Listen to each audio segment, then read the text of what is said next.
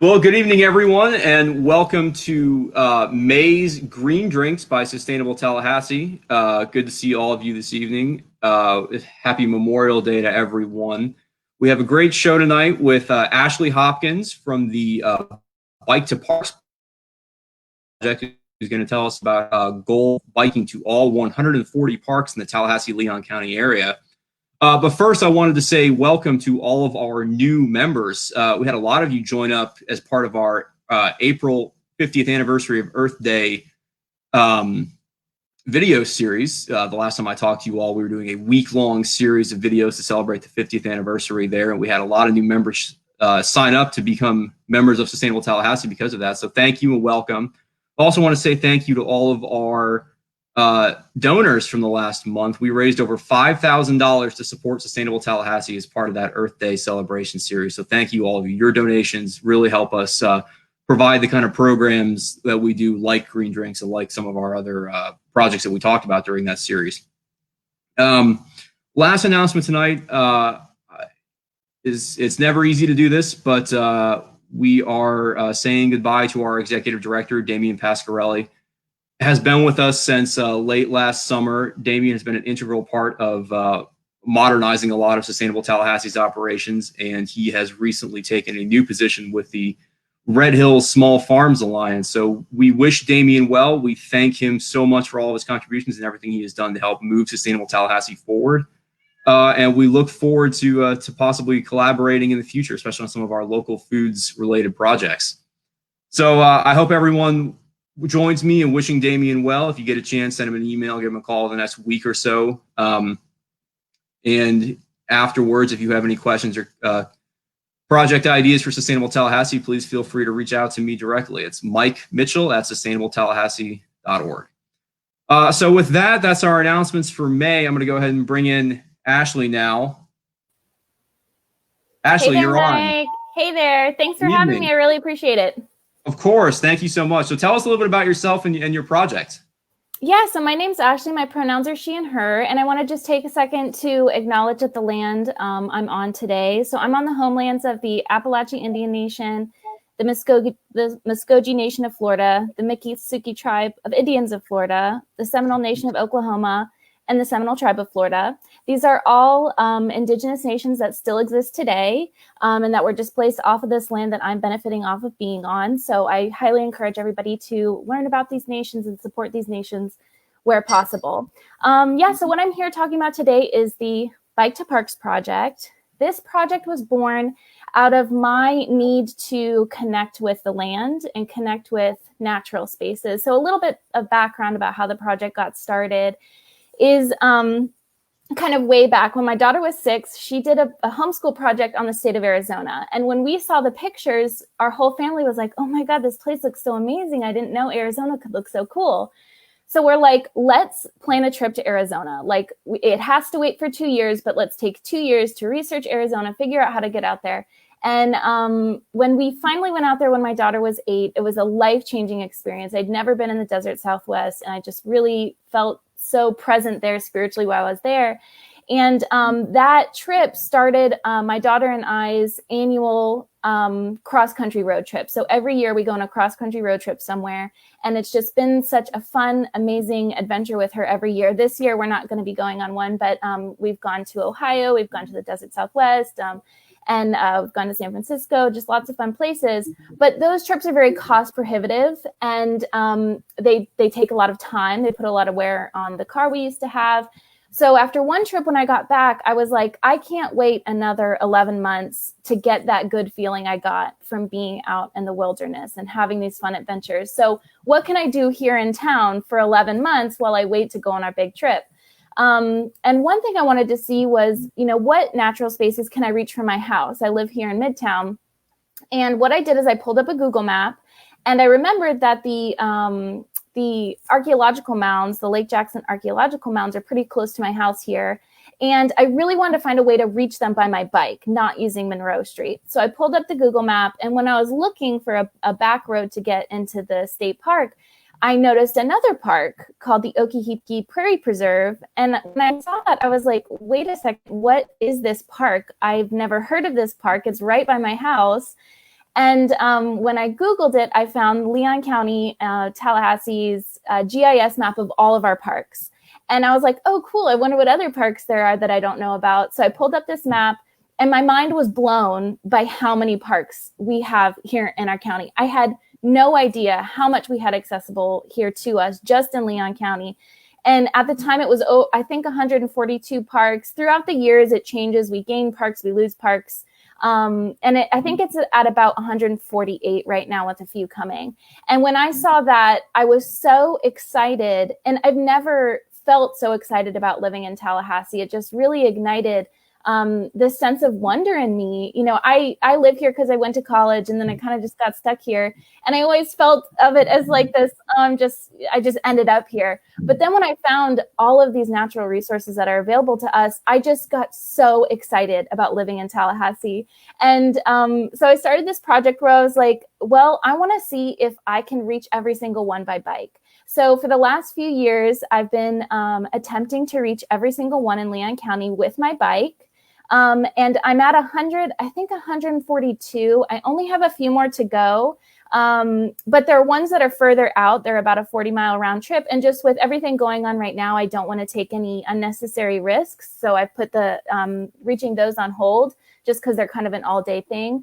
But yeah, I'm very confident that, all these parks can be reached by bike, which is really exciting to know how it's such a low barrier to enjoyment. I mean, and you don't even have to bike to these parks. You can drive your car there. You can take public transportation there. You can take an Uber there. But it was just so exciting to see that you don't have to spend hundreds of dollars. You don't have to go on a cross-country road trip.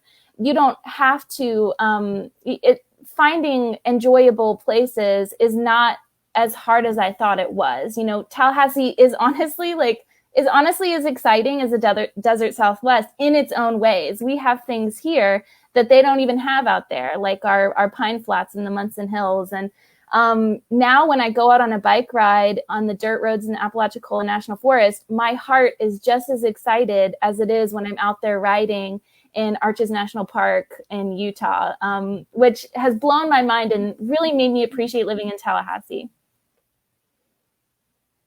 Yeah, that sounds awesome. So 140 something parks is honestly way more than I would have thought too. Right. Same. Yeah. And so I've lived in Tallahassee for almost 10 years now. And if you ask me to name the parks in town, I might get to 10 if I'm lucky. Mm-hmm. Of those 140, what are some of your favorites? What are some of the highlights? Oh my gosh, some of my favorites. I think one of my top favorites has to be Lake Henrietta, which is on the south side. A number of my favorite parks are actually on the south side. Just the ecological diversity down there, the access to the national forest, the birds down there are just unbelievable. I've seen so many cool birds down there by Lake Henrietta, and I've even gone riding my bike there. I remember one time. And I was trying to ride to the Apalachicola National Forest, and I saw a group of people there with like all these binoculars. And I'm a birder, so I was like, oh, I wonder if they're birders. So I went over to them and I was like, oh, are you guys like, who are you seeing? And they told me the kind of birds they were seeing. And they came all the way up from South Florida just to go to Lake Henrietta to look at the birds. And I was like, oh my gosh, here's this resource right outside my back door that these people went on a road trip to access. Like that, how rich this resource is. So I think Lake Henrietta is a top one for me. Plank Road State Forest is a new one I've really been enjoying. And Apalachicola National Forest, obviously. And then a lot of little pocket parks that I didn't know about until I started this project, like Los Robles Park in the Los Robles neighborhood, just I think east of Lake Ella. That's one we've been going to a lot, just with COVID and everything, because there's not a lot of people there. And another favorite park is the Benton Hills Nature Center, which is a trail that goes from the Goodwill Bookstore in Benton, and it follows kind of that drainage ditch over to McCord Park. That's a really fun trail. There's just, if you asked me to pick a favorite though, I couldn't. Like every single one I love for its own unique thing. They're all just so different. Yeah, and that idea of those small little parks that you don't know are there is really. I happen to have an experience with that just this past week, where Actually, the Lost Robles Park that you just mentioned. Oh, cool. Yeah. I turned too early on Thomasville Road there, that intersection with 6th Avenue, and ended up in that neighborhood. And it's a beautiful little park. I had no idea it was there. We have a couple of questions in our comment section here. You have a map of these parks that's available to the public. And I think you had mentioned that in the pre-show discussion there. Do you want to screen share your map? Yeah, sure. I'll go ahead and pull up the screen share now. And so if you just go to bike2parks.com, so that's bike2parks.com, it'll redirect you to this Google map. So I'm a big numbers person. Like, I don't like putting in work on anything and not getting metrics. Like, I'm a very type A person in that I need to track the work that I'm doing. So when I started this project, I'm also a very visual person. I was like, okay, I'm going to put every single park I know about on a map. So this is a publicly accessible map. I've used the Leon County GIS to generate it. And what I did is I went in and I put every park as a little kind of gray dot. So every single dot here is a park, is a publicly accessible park in Leon County. And then as I started going to the parks, I started changing their color based off of how easy it was for me to reach. So right now, green means easy. As I mentioned before, I'm going to be changing these metrics because easy for me is different for somebody who's new to biking. My easy might be difficult for somebody who just started biking. So I want to make this map and the way it's rated easier for everybody to understand, whether they're new to biking or whether they're an experienced cyclist. So these colors might change in the future. But for right now, green basically means easy-ish to reach. Blue means intermediate. Orange means advanced. And the gray ones are ones I have not yet biked to. And yeah, you could just see them all on here, and you can zoom in. I haven't really added any information to any of them, but I even use this map for myself. Like, if I have a free afternoon where I was like, okay, well, I have 2 hours, I want to go to a park. Let me pull up my map and see what parks I can go to today, or what parks are easy, or I'm looking for a hard workout. Let me look up a park that's going to give me a good workout. I'd probably pick one of the orange or blue parks. But yeah, so this is the map. It's publicly accessible, and I found it a little easier to use in the county's GIS, just because their GIS just has a little tree icon for every park. And I found it hard to navigate my mouse over the tree to click on it. So that kind of got frustrating for me with the county GIS, but also the county GIS lumps all boat ramps and golf courses into parks as well, which technically those are, publicly accessible county parks. Whereas this doesn't include golf courses or boat ramps right now. So I'm curious, can you tell me a little bit about the criteria for rating a trip as green, orange, red, or orange, was it? Yeah, that's a great question. I'm hesitant to go into details just because I want to change it, but it was a pretty detailed criteria. Like, for example, an intermediate park would have to be all bike lanes. You can either use all bike lanes, or you can use a road with a shoulder that's a designated bike lane. Whereas if I went on a route that didn't have a designated bike lane as a shoulder, or the road's speed limit was 55 or over, then to me, I'd be like, okay, that's intermediate. Like, it's either based off of the speed of the road, or is bike infrastructure available. And that's kind of what elevates it to a more advanced setting. And one thing I would like to do is eventually figure out, like, to list these things out for people and have parks where it's like, this park is a easy park. You use a bike path the whole way. Like, for example, I love another phase of this project that I want to do is come up with some PDF maps for folks of, like, say you want to go to Cascades Park and you want to ride bikes with your kids and you want to get to some parks. Well, you could start at Cascades, and then you can go to Anita Favors Park and FAMU Playground. And then you could go to Lake Alberta and Tallahassee Junction and, maybe even Lake Henrietta. And you could access 5 parks exclusively using a bike path, and you don't need any roads, you don't need any bike lanes, you would just be able to use a bike path. So I want to make the rating system easier for folks to be able to access and be able to read the criteria and be like, okay, I can see myself doing that. I can see my kids doing that. So it's an ever evolving process. Mm-hmm. So one of the other questions that are in here, and I think you briefly touched on this a second ago, do you feel safe riding your bike in Tallahassee? And are there places where it's safer versus less safe? Yeah, I absolutely feel safe. And I think my feeling of safety has to do with how I'm riding my bike on the road. And I'll be honest, I used to feel like I'm a bike on the road, I have to stay as close to the shoulder as I can. And when I rode like that, I felt like I didn't feel as safe. But then I heard about this course called Cycling Savvy, which I remember at the time I was like, I'm an experienced cyclist. Why am I taking this class? I think a friend was hosting it, so I wanted to like show some moral support in taking this class. And that is the smartest decision I've ever made as a cyclist, is taking a Cycling Savvy course, which you don't even have to take the course. They have a ton of videos on YouTube that show you how to bike safely. And basically the takeaway from that course is take the lane. Like, you have every legal right to take that whole car lane, and that is the safest way to ride your bike.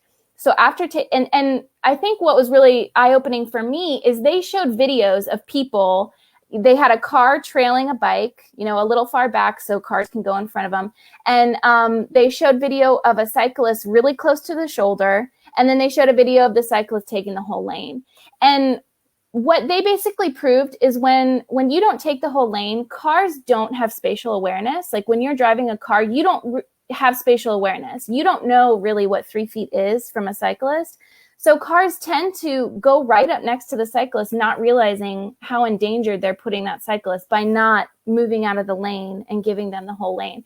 Whereas when you, as a cyclist, are riding in the middle of the road, the car knows, like, there's no way there's enough room for my car in that lane. I have to switch lanes to get around this cyclist. So in taking that Cycling Savvy course, I can say without a doubt, yes, I definitely feel safe riding here in Tallahassee. Another trick I do is I rarely ride on thoroughfares. Like, you're not going to see me riding on Monroe south of the bike lanes. Like, there's bike lanes starting at MLK and Bradford. I love those bike lanes. I use them all the time. They're so fun. But there's too many neighborhood streets that I can use instead of Monroe. I just take those neighborhood streets. Like, for example, I'll go over through the Levy Park neighborhood and use MLK, and then go through the Graveyard, which has a bike path through there. And I mean, it runs parallel to Monroe. It gets me to the same place I need to go, but it's quiet streets. You know, it makes me feel more confident when I'm riding.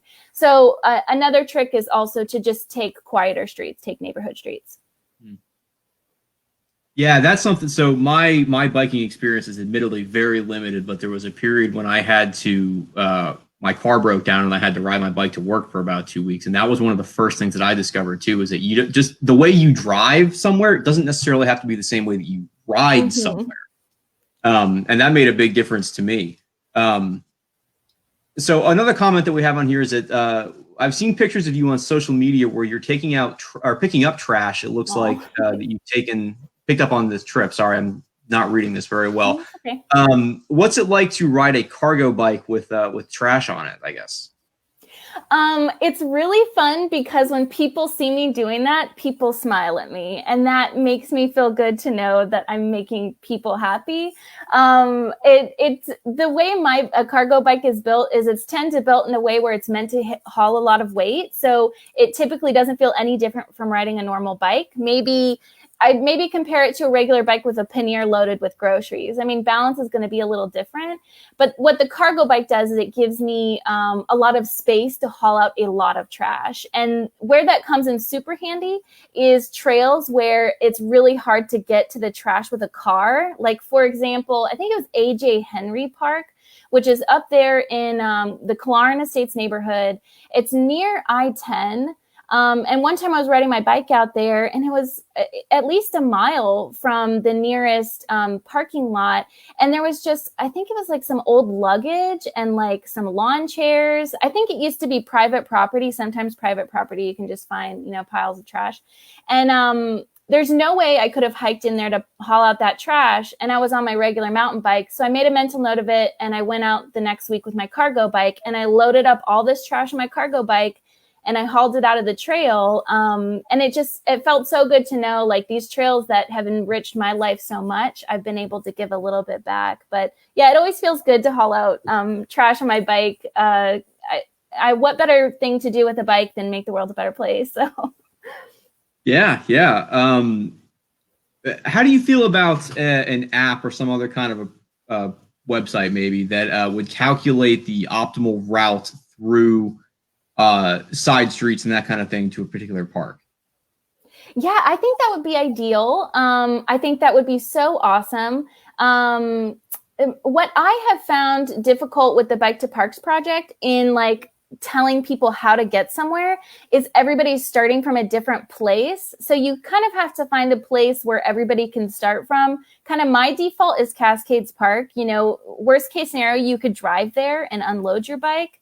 It's also a pretty central location, but yeah, I think that would be awesome. I think you'd have to have experienced cyclists or people who are experienced with that route ride it and just give feedback. I've seen recommended routes before where I've looked at it and I was like, there's no way I'm riding that. Like, there's a much easier way to do that ride than what that route is recommending. So no, I think that'd be great. And I mean, there's kind of something like that already exists. That's not really the purpose, but and I actually found out about this because it got in trouble on the news. It's called the Strava Heat Map. So Strava is an app where you can track your ride or your run or whatever. And why it was in the news is soldiers on bases that were supposed to be secret were, like, tracking their runs. And you could see on the Strava Heat Map, like, why are there a ton of people running out in the middle of nowhere? And it turns out it was like a base. I hope they've fixed that issue by now. But when I found out I was like, what's this Strava heat map? I looked it up. And what it does is every month Strava takes all the public data from people using Strava to ride their bikes, and it creates a map showing you where the most people are riding. So the hotter it is, the whiter the trail is. So it starts off with, like, red to orange to yellow to white. And just like with a flame, the more it's used, the whiter it's going to look. So if I want to go somewhere, what I do, like somewhere I've never been, is I pull up the Strava heat map and I'm like, well, how are all the other cyclists getting there? Like, I'm not going to reinvent the wheel here, no pun intended. I'm just going to copy everybody else. Like, if somebody's already done it and found a good route, why bother wasting my time finding a better one when there's already one out there? So Strava heat map for me has been an invaluable resource in finding how to get other places, because it's basically like crowdsourcing. Like, you're using the information other cyclists are gathering for you to find a way to get somewhere. So we had a question here specifically about Plank Road Park. It just opened up. Can you tell us a little bit about it? Yeah, so Plank Road State Forest is right. It's south of Tram, but north of Natural Bridge, and east of Plank Road, Old Plank Road. I think it used to be private hunting land because the roads are super nice. Like, I don't know why the roads would be this nice if it wasn't private property. They're not paved, but they're hard limestone gravel. So pretty much any bike, even a road bike, could probably ride out there. It's not developed. It's not accessible right now. So if you need, like, wheelchair access or you need bathrooms, you're not going to find that out there right now. The good news, though, is that Plank Road State Forest, the Forest Service, is using it as, I've never heard of something like this before, but they had some signs out there when I went out there last, a handicap accessible hunting property where it's more accessible to people in wheelchairs or people with handicaps. And it's mostly for soldiers, injured soldiers, which I thought was pretty cool. But it's just right now it's really undeveloped, but it's really gorgeous. There's some springs out there. You can access Horn Springs, which Natural Bridge State Park just acquired that private land. So that's now public land. There's otters out there. There's gators out there. St. Mark's River starts up there. It's really small, but yeah, it's just a gorgeous, gorgeous park. And it's really fun to ride. There's not many miles of roads you can ride. So if you're going out there wanting to do a 40-mile ride, probably not the best park, but if you want to go out there, bring a book, bring some snacks, and just take it slow, get off your bike and take a ton of pictures. Like, this is probably a park that you'd enjoy. That's one of my favorites. When I don't know where else I want to ride, that's typically one I'll go to if I have access to a car.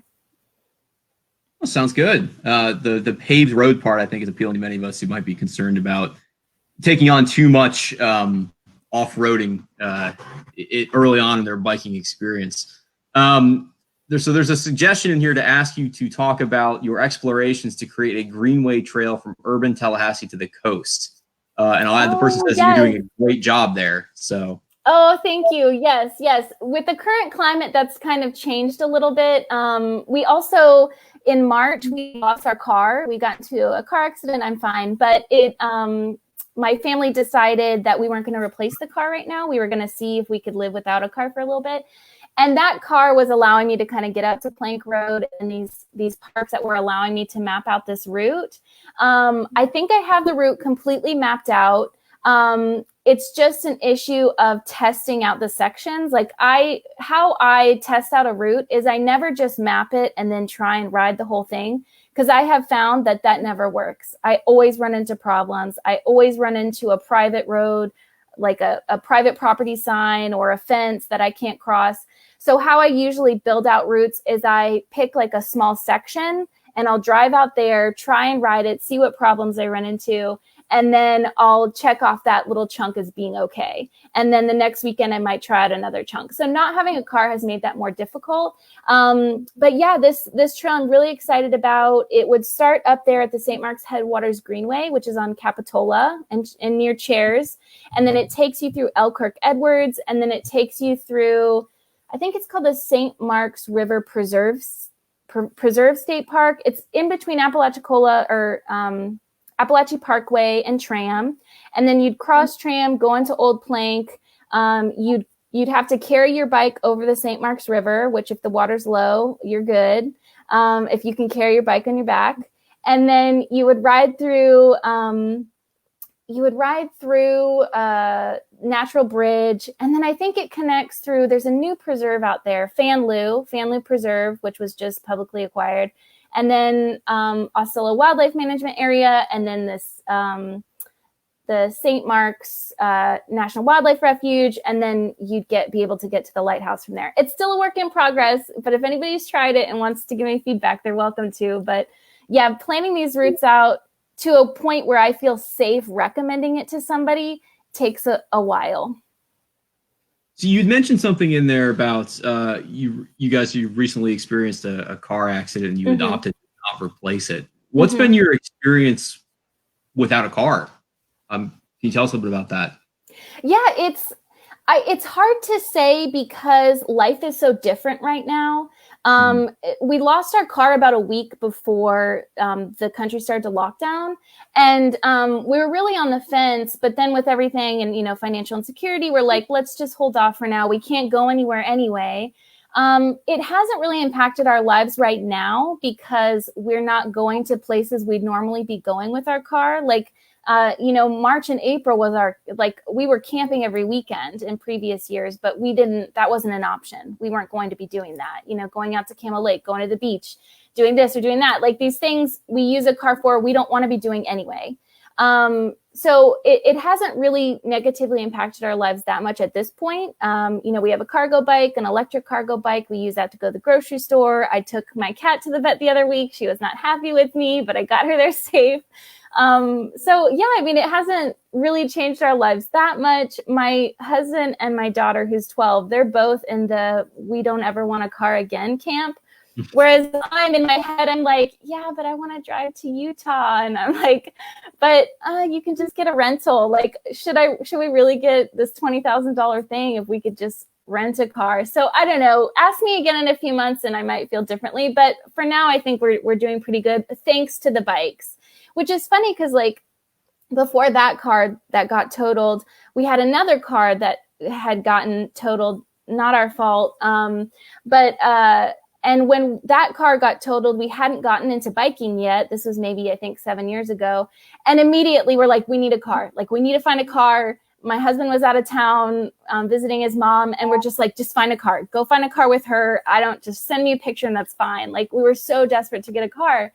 But now this time, our lives are just so dependent on bikes. We can get anywhere. Like, I know I can get down to the St. Mark's Lighthouse if I want to, and I'm motivated enough without a car. So when this accident happened, we're kind of like, well, like, we don't have to rush. Like, do we really need a car? Maybe we can take our time to decide what kind of car we want.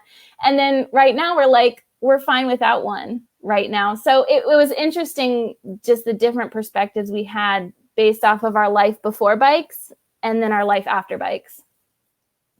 Yeah, that's great. That's really interesting, because I know a lot of members of Sustainable Tallahassee, I think, would like to go carless if they could, but don't know what it would be like, or if they'd be able to live their life, normally, by biking or by taking public transit. So it's really interesting to hear that you're able to do so almost entirely with your bikes.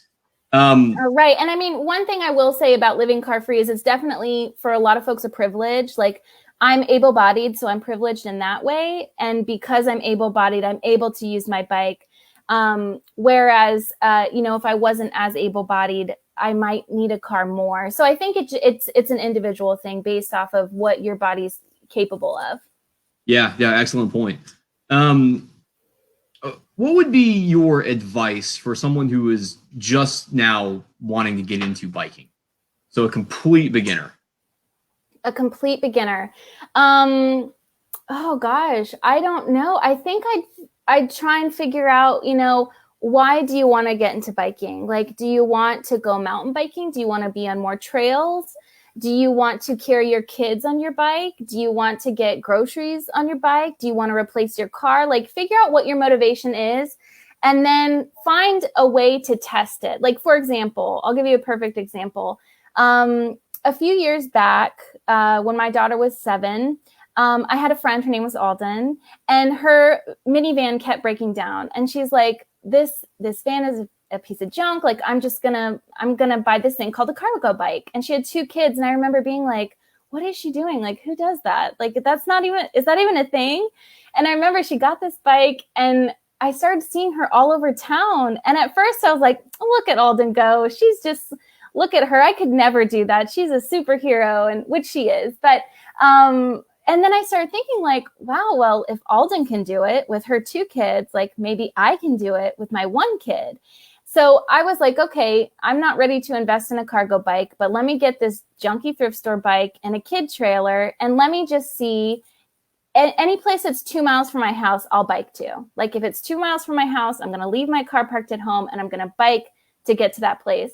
And by the end of that first week of my 2-mile radius, I was traveling 7 miles away from my house with my kid in this trailer, my 7-year-old kid in this thing called a Weehoo trailer. It was really hard and I got really sweaty, but it changed my life.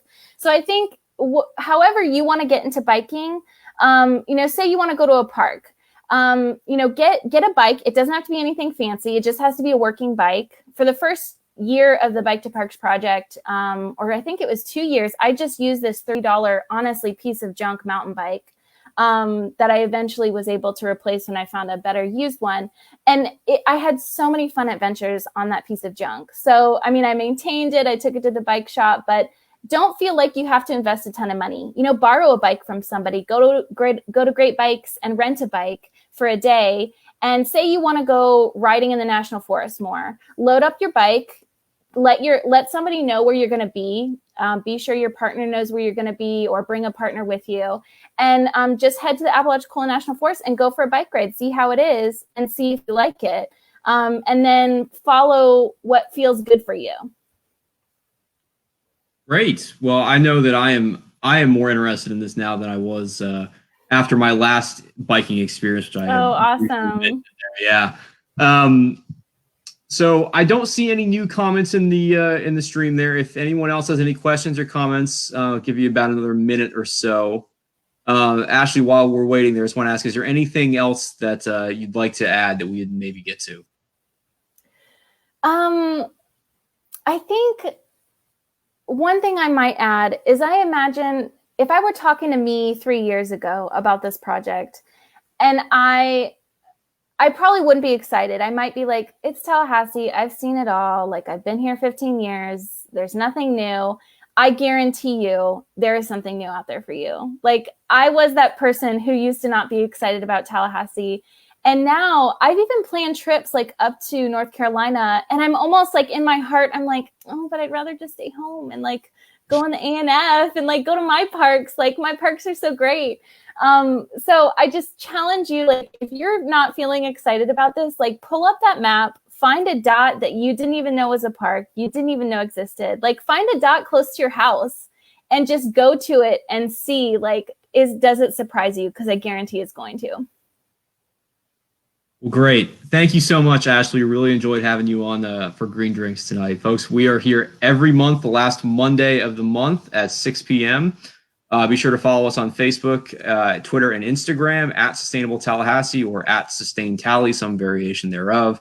And as always, please visit our website. In the middle of my out speech here, can you talk about the everyday stuff you use as a cyclist, clothing, helmets, gears, etc.? Many bicyclists may be a bit intimidated when they go to a bike shop and see the vast array of gear that you might be able to purchase. So what do you use? That's a really, really good question. I use what I have. For example, the clothes, like what I'm wearing right now, I would go riding in my bike. Wear things that are comfortable. Like, for example, I'm usually riding in jeans, like jeans usually with like an elastic waistband because I'm a mom who's had a kid and those jeans are more comfortable for me. Just anything that's comfortable and anything that just makes you feel good about yourself and feel good about your body and feel comfortable. You don't need a lot of fancy stuff. I mean, if you're going on a long ride on a road, padded bike shorts will help you feel more comfortable because over time, if you're spending 60 miles in your seat, your bottom's going to get sore. So padded bike shorts help. I rarely do rides like that and my jeans do fine. So there's definitely a time and place for specific bike gear. But for the most part, I just use what I have. I'm typically riding in like a denim shirt and a t-shirt, jeans. My Chaco sandals are usually what I'm riding in. Always wear a helmet. Sunscreen. I always put on sunscreen, especially on my face. And then a fanny pack. I usually use a fanny pack for my my phone. And then a backpack for like groceries or anything else. If you feel like you start using stuff like that and you're like, okay, I'm ready to do more. Like, this is really working out for me. I really do want to be able to bring home a week's worth of groceries. That's the good time to be like, okay, what else is there? Like, do I need a rack and panniers or do I need a front basket? So definitely don't feel overwhelmed by all the options. You can get by with what you have because that's what I do, and I've been biking for a long time. Helmet, I'm sure too, right? I don't know if you mentioned that. Oh yeah, helmet. I always wear a helmet. Yes.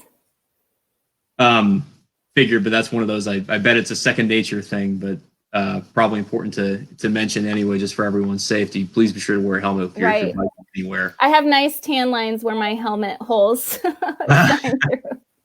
Hey, that would be a huge concern for me. So sunscreen. Yeah. Hey, that's a big one too. So with that, I'm not going to repeat my entire exit speech, but thank you again, Ashley, for this. Yeah, thank you so much. It's absolutely my pleasure. I really, really enjoyed this. The more people know about our parks, the better we're able to protect them. So, get out there and enjoy these natural spaces. They need us. They need us to know that they exist so that they can be protected for generations to come. Awesome. And with that, everyone, we will see you next month, the last Monday of June at 6 p.m. Probably right here. If not, if we're lucky enough, we'll see you in person. But, well. Awesome. Bye, everyone. Thank you, everybody. Bye.